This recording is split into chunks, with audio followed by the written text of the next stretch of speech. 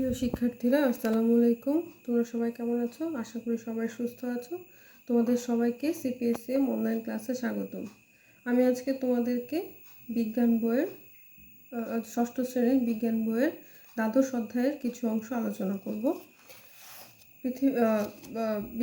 ষষ্ঠ শ্রেণীর বিজ্ঞান বইয়ের দ্বাদশ অধ্যায়ে পৃথিবীর উৎপত্তি ও গঠন সম্পর্কে আলোচনা করা হয়েছে।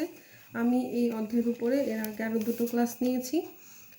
সেই ক্লাসে পৃথিবীর উৎপত্তি ও গঠন এবং সূর্য, চন্দ্র এবং পৃথিবীর পরিচয়, তাছাড়া পৃথিবীর গঠন নিয়ে আলোচনা করেছি।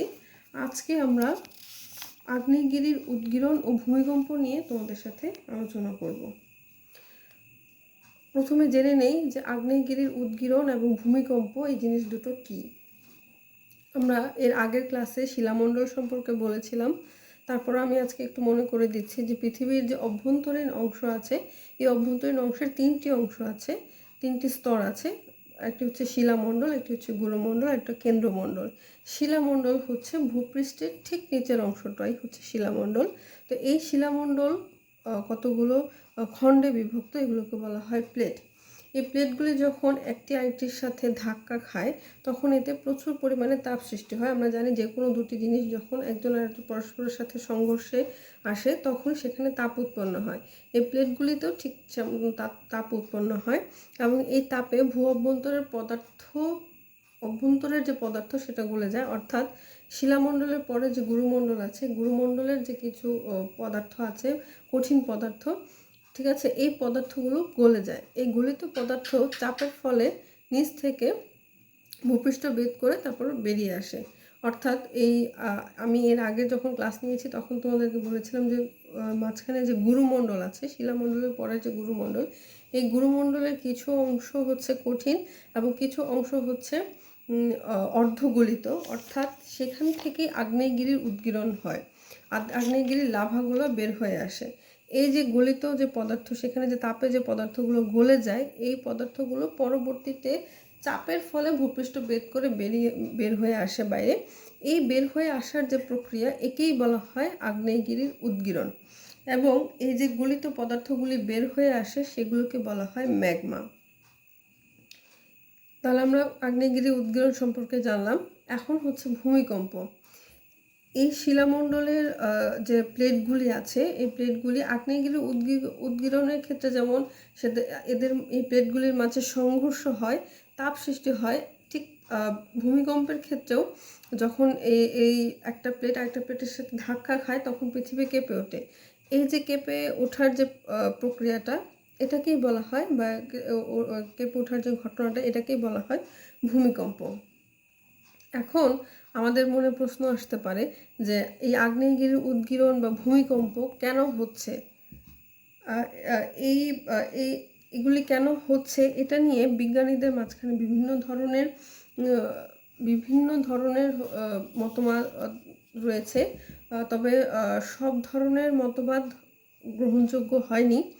যে মতবাদটি সবচেয়ে বেশি বা সর্বাধিক পরিমাণে গ্রহণযোগ্য হয়েছে সেটি হচ্ছে প্লেট টেকটনিক তত্ত্ব বা প্লেট টেকটনিক মতবাদ। এই মতবাদ অনুযায়ী ধারণা করা হয় যে ভূপৃষ্ঠের নিচে যে শিলামণ্ডল, আমি আগেই বলেছি তিনটি স্তর আছে, তার মধ্যে প্রথম যে স্তরটি, ভূপৃষ্ঠের ঠিক নিচের যে প্রথম স্তরটি, সেটি হচ্ছে শিলামণ্ডল। এই শিলামণ্ডলগুলি বিভিন্ন কতগুলো খণ্ডে বা অংশে বিভক্ত, এগুলোকে বলা হয় প্লেট। এই প্লেটগুলো শিলামণ্ডলের ঠিক নিচে যে অংশটুকু আছে অর্থাৎ গুরুমণ্ডল, এই গুরুমণ্ডলের কঠিন পদার্থগুলি কিছুটা কঠিন এবং কিছুটা অংশ হচ্ছে অর্ধগলিত, ঠিক আছে।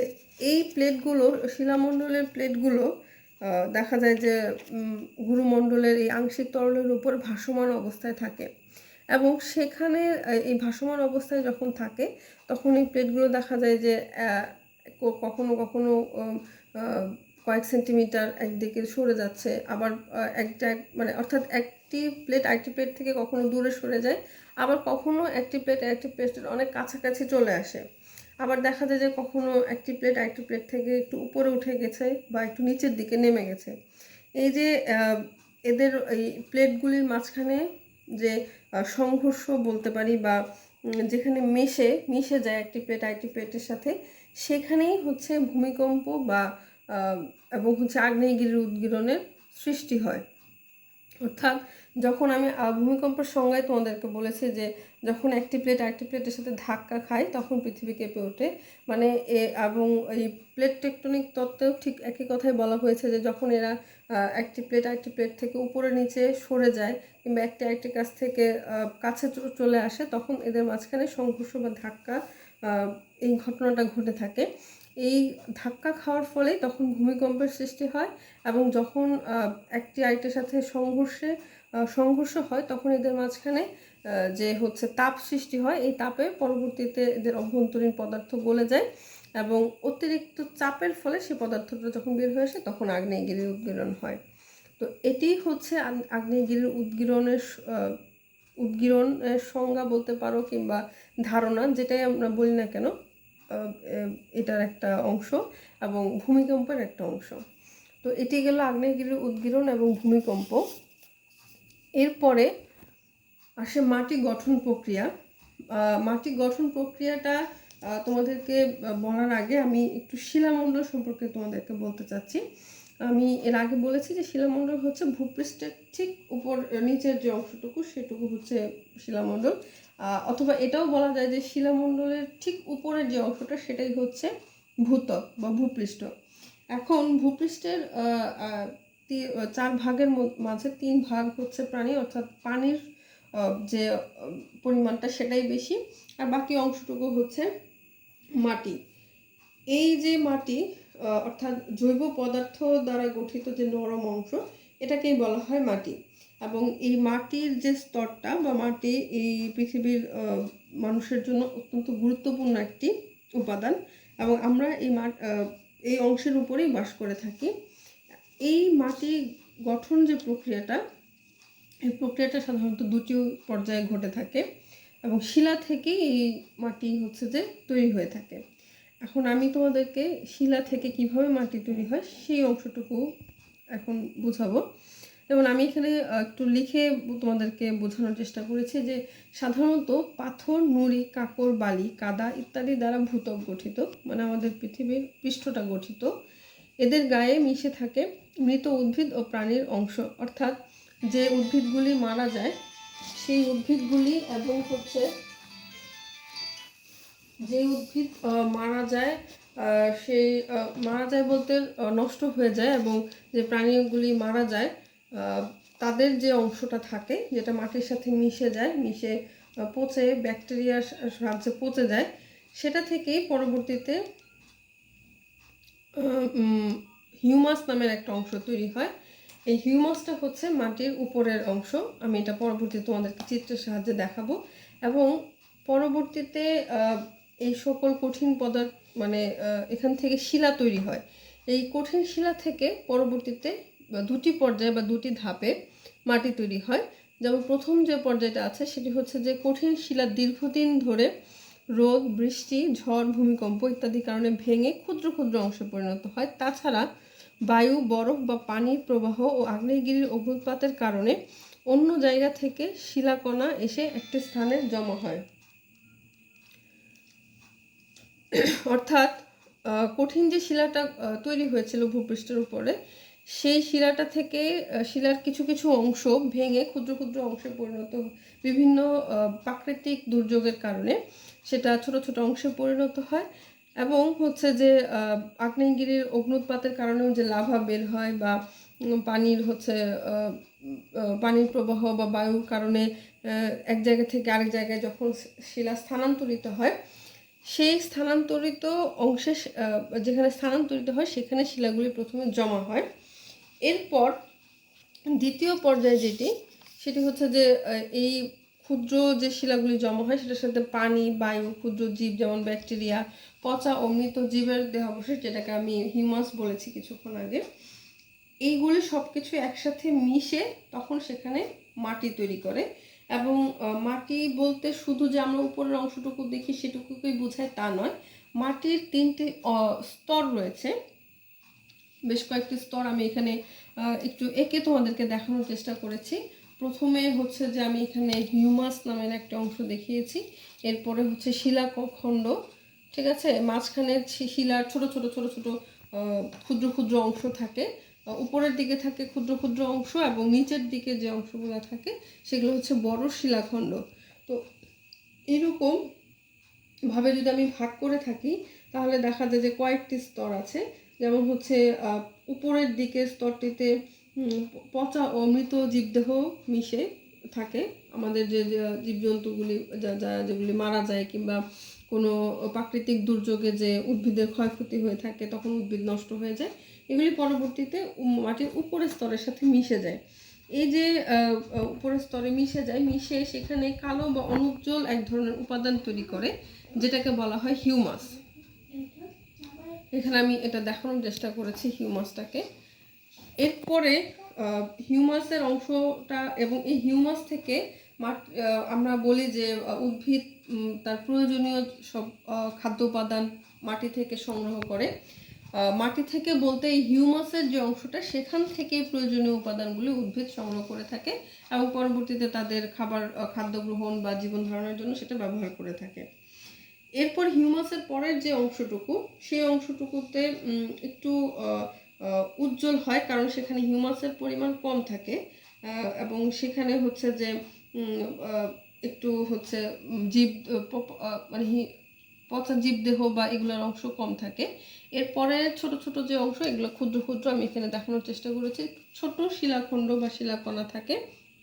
এটি হচ্ছে মাটির তৃতীয় স্তর এবং এর সর্বশেষ যে অংশটা থাকে সেটা হচ্ছে শিলাখণ্ড, মানে এখানে শিলার বড় বড় অংশগুলি থাকে এবং এখান থেকে সাধারণত কোনো খাদ্য উপাদান সংগ্রহ করা হয় না।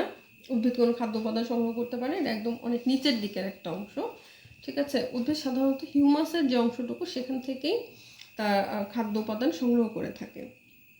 তো এই ছিল মাটির গঠন। আমি ছোট্ট করে তোমাদেরকে একটু দেখানোর চেষ্টা করেছি এবং বোঝানোর চেষ্টা করেছি। এরপরে আমরা এতক্ষণ যে মাটি হচ্ছে জৈব উপাদান, ভূপৃষ্ঠের জৈব উপাদান, অর্থাৎ আমরা এতক্ষণ পর্যন্ত ভূপৃষ্ঠের জৈব উপাদানটা নিয়ে আলোচনা করেছি। এখন একটু অজৈব উপাদান যেগুলো আছে সেটা নিয়ে একটু আলোচনা করব। অর্থাৎ ভূত্বকের যে অজৈব পদার্থ আছে যেগুলা কখনো মানে আলাদা আলাদা থাকে, একটি আরেকটি থেকে একটি আরেকটির সাথে মিশে যায় না, ঠিক আছে। এই পদার্থগুলাকে বলা হয় খনিজ পদার্থ।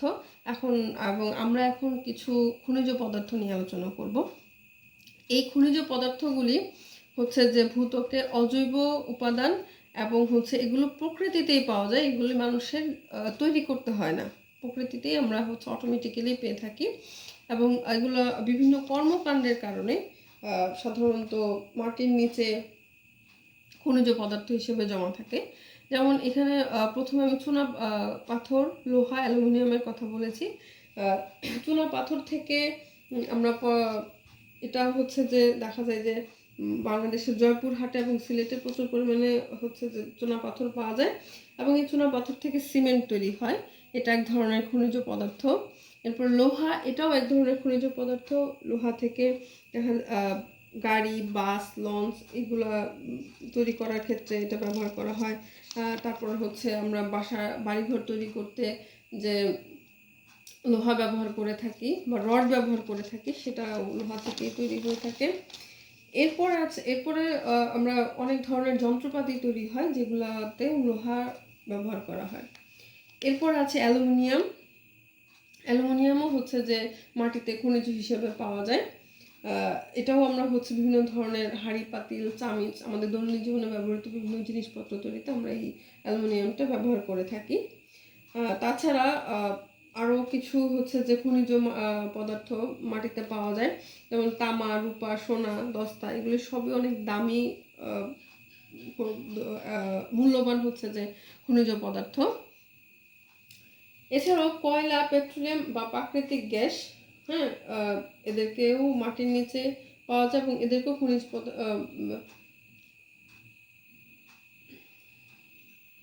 এগুলোও রয়েছে। এগুলি হচ্ছে, এরা অজৈব নয়, এরা হচ্ছে জীবদেহ থেকে তৈরি হয়